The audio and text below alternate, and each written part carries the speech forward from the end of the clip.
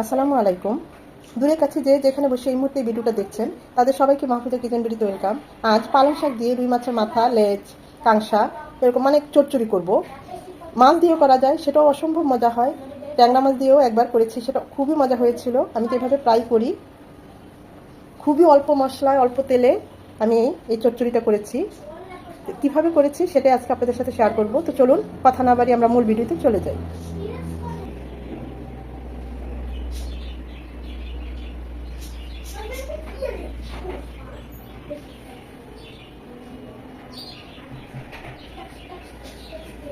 পালং শাক দিয়ে রুই মাছের মাথা, লেজ চচ্চড়ি করব। অনেক বড় একটা রুই মাছ কিনে এনেছি। তা আমি লেজ এক পিস লেজের সাথে যে পিস সেটা নিয়েছি, কাংসা দুটো নিয়েছি। খুব ভালোভাবে ধুয়ে ফ্রেশ করে একদম পানিটা ছড়িয়ে নিয়েছি। তো এখন এখানে সামান্য হলুদ গুঁড়ো, লবণ সামান্য, আর এক পিস লেবুর রস দিয়ে এটাকে মেখে নেব। আমি লেবু দিয়ে আরেক পিস লেবু দিয়েই এটাকে 5 মিনিট ভিজিয়ে তারপর ধুয়ে নিয়েছি, যেন মাছের যে একটা ফ্লেভার, যেহেতু চাষের মাছ, সেটা থাকবে না। আর যখন এইভাবে মাছটা রান্না করবেন বা ভাজি করবেন, যাই করেন, এভাবে এক পিস লেবুর রস দিবেন, দেখবেন মাছের ফ্লেভারটা খুব ভালো আসে। ফ্লেভারটা তো করেই না, খেতেও খুব ভালো লাগে। তো রেস্টে রাখার কোনো দরকার নেই, আমরা সাথে সাথে চুলায় চলে যাব।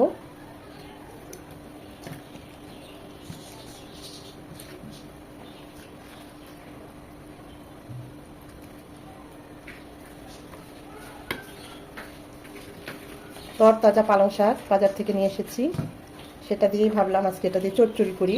এর আগে তো এই রুই মাছের মাথা দিয়ে মুড়ি ঘন্ট অনেক রকমের রান্নাই দেখিয়েছি, আজকে চচ্চড়ি করব। আমরা এখন সরাসরি চুলায় চলে যাব। প্যানে দিয়ে দিচ্ছি সয়াবিন তেল 3 চামচ, 2 শুকনো মরিচ, 2 চামচ রসুন কুচি। এখানে রসুন কুচিটা একটু বেশি যাবে, যেহেতু শাক পাতা। রসুন কুচিটা আর মরিচটা 1 মিনিট হবে। রসুনটা একটু হার্ড, তাই পেঁয়াজটা পরে দেবো। একটা বড় পেঁয়াজ কুচি। পেঁয়াজ রসুনটা একদম নরম হবে, রসুনটা লাল লাল হয়ে একটা ফ্লেভার বের হয়ে আসবে, আর পেঁয়াজটাও একদম নরম হয়ে একটু লাল লাল হবে। আমরা কখনো শাক রান্না করি যেভাবে বাগার দিই পেঁয়াজ রসুন, ঠিক এরকমভাবে, ঠিক এরকম ভাজা ভাজা করে নিতে হবে তাকে বাগারের পর্যায়ে। এখন এখানে দিয়ে দেবো 1 চামচ উঁচু করে আদা রসুনের পেস্ট, 1/2 চামচ আদা, 1/2 চামচ রসুন। 1 মিনিট ভেজে নেবো যেন আদার ঝাঁঝালো গন্ধটা চলে যায়। যেহেতু আমার মাথাটা বড়, মাছও আছে, তাই আমি উঁচু করে 1 চামচ দিলাম। মাছের পরিমাণ অনুযায়ী আদা রসুনটা দিবেন। আদা রসুনটাকে 1 মিনিট ভেজে নেওয়ার পর 1 চামচ মরিচ গুঁড়ো, ঝালটা যে যেমন পছন্দ করেন, আমি আবার কাঁচা মরিচ দেবো তাই এই দিলাম। 1 চামচের চেয়ে কম ভাজা জিরে গুঁড়ো।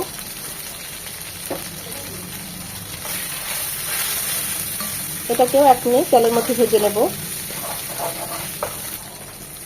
সামান্য 1 চামচ পানি দিয়ে মশলাগুলো খুব ভালোভাবে কষিয়ে নেব। আমি আরও 1 চামচ পানি দিলাম। মশলাটা যত ভালো কষানো হবে রান্নার টেস্ট তত ভালো হবে। এখন এগুলো দিয়ে দিব। বড় মাছ, তাই মশলার সাথে মাথাটা একটু কষিয়ে নিচ্ছি। ছোট মাছ হলে প্রথমে শাকটা কষিয়ে উপরে মাথাটা ছড়িয়ে দিতাম, যেহেতু অনেক বড় তাই ভাবলাম একটু কষিয়ে নেই, ভালো লাগবে। এই মশলার সাথে উল্টিয়ে পাল্টিয়ে 4-5 মিনিট কষিয়ে নেব। মাথাটা আর মাছগুলো কষানোর জন্য 2 টেবিল চামচ ফুটানো পানি দিয়ে কষিয়ে নেব।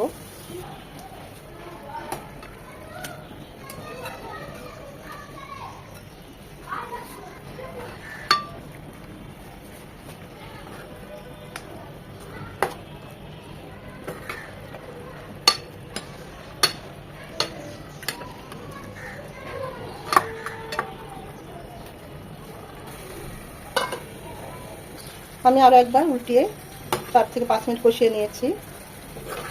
এখন এগুলো উঠিয়ে নিচ্ছি।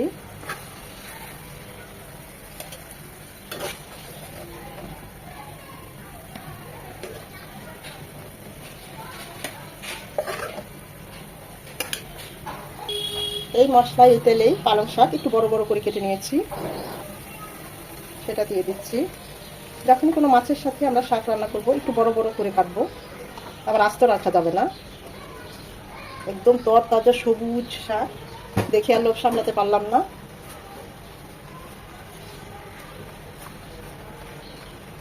এটা একটু নরম হবে, তখন নেড়ে দেব।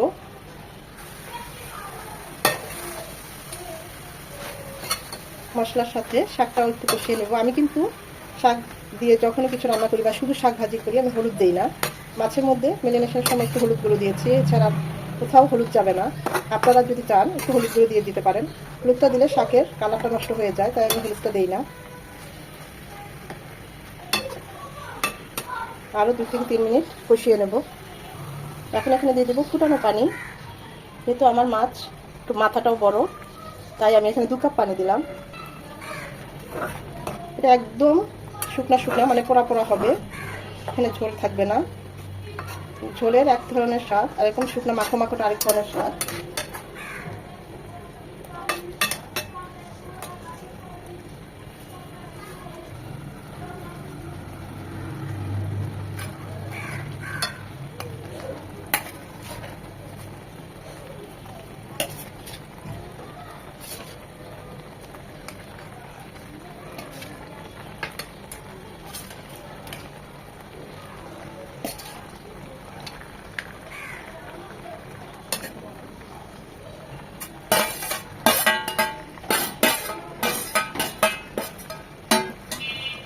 প্লেটটা ধুয়ে আরও 2 চামচের মতো পানি দিয়ে দিলাম। শাক পাতা লবণটা বুঝে দিতে হবে, আমাদের মাছে কিন্তু লবণ আছে, লাগলে আবার দেওয়া যাবে। 4-5টা কাঁচামরিচ মাঝখানে কেটে দিয়েছি, ঝালটা বের হবে। এটা একটু ঝাল ঝাল টেস্ট করেছি, আর একটু লবণ লাগবে, তাই আর একটু লবণ দিয়ে দিচ্ছি। আর 1/2 চামচ ভাজা জিরে গুঁড়ো ছড়িয়ে দিচ্ছি। এখন এটা রান্না হবে 7 থেকে 8 মিনিট।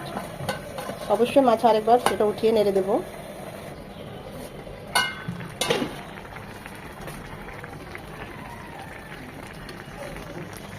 টেস্ট করেছি, সব ঠিক আছে, এত টেস্ট হয়েছে। মাংসর স্বাদ একদম ভুলে যাবেন এভাবে যদি পালং পাতা দিয়ে মাছের মাথা বা মাছও চচ্চড়ি করা যায়। আসলে পালং শাকটা এমন একটা শাক, লাউ শাক, পালং শাক, পুঁই শাক, যে কোনো মাছ যদি এভাবে রান্নাটা করি এই রেসিপিতে, দেখবেন অসাধারণ হয়। তখন আর মাংস খেতে ইচ্ছে করবে না, এভাবেই রান্না করতে ইচ্ছে করবে। এখন আর ঢাকবো না, 2 থেকে 3 মিনিট এভাবেই আরেকটু ঝোলটা টানিয়ে নেব। আপনারা চাইলে মাখো মাখোটা রাখতে পারেন। এতটা মজা হয়েছে, ইচ্ছে করছে মাখো মাখোটা রেখে দিই, গরম ভাতের সাথে ভালো লাগবে। কিন্তু না, ইচ্ছে করছে পোড়া পোড়াই খেতে, তাই পোড়া পোড়াই করবো। এটা এরকম মাখো মাখোই হবে, খেয়াল রাখতে হবে নিচে যেন লেগে না যায়। যে কোনো রান্না যদি পুড়ে যায় বা নিচে লেগে যায়, রান্নার স্বাদটাই একদম নষ্ট হয়ে যাবে। আমি নামানোর আগে ধনেপাতা কুচি দিয়ে দিলাম। আপনারা চাইলে নাও দিতে পারেন, যেহেতু শাক পাতা দিয়ে রান্না করছি, পালং শাক দিয়ে। অনেকে শাক পাতা দিয়ে ধনেপাতাটা মানে প্রেফার করে না, আমার কাছে ভালোই লাগে, তা আমি তো দিয়ে দিলাম। 1 মিনিট রেখে চুলাটা অফ করে দেব। পালং শাক দিয়ে আমার মাছের মাথার চচ্চড়ি একদম রেডি। চুলাটা অফ করে দিয়েছি। অসম্ভব মজা হয়েছে, দেখতেই পাচ্ছেন কতটা লোভনীয় হয়েছে। এরকম পোড়া পোড়া এক ধরনের স্বাদ, আবার একটু ঝোল ঝোল মাখো মাখো ঝোল ঝোল, এটা আরেক ধরনের স্বাদ। আমি তো এভাবেই ট্রাই করি, সেটাই আজকে আপনাদের সাথে শেয়ার করলাম। এভাবে যে কোনো মাছও রান্না করলে ভালো লাগে। রুই মাছ, বোয়াল মাছ, ইলিশ মাছ।